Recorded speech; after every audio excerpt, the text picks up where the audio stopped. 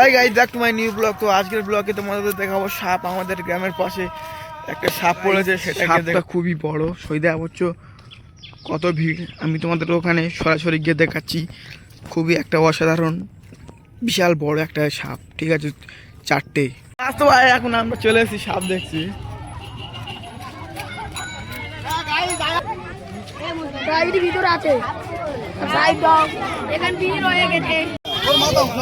তো গাইস আবার চলো সাপ কটা, সব কটা কেউ সব ঠিক আছে, এখানে পড়েছে। তো একজন ভোরে বেলা জাল তুলতে গিয়েছিল, জালে গিয়ে দেখে এটা বলে তোর জালে গিয়ে দেখে সাপ পড়ে আছে। তো দর্শকের ভিড়, প্রচুর দর্শকের ভিড় এখানে হয়েছে, কেউ আছে।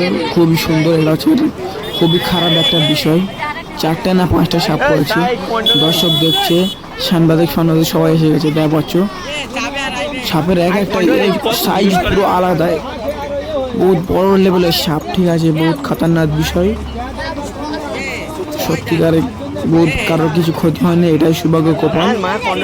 সবাই ভালো থাকবে। তো তোমরা দেখি কত বড় সাপ। তোমাদের কাদার কোথায় কোথায় তোমাদের গ্রামে এরকম কোনো অবস্থা হলে তোমরা বলবেন, তোমরা কমেন্ট করে বলবেন। তো ঠিক আছে, দেওয়া হচ্ছে খুবই সুন্দর। দর্শকের ভিড়ও খায়, দর্শক দেওয়া হচ্ছে।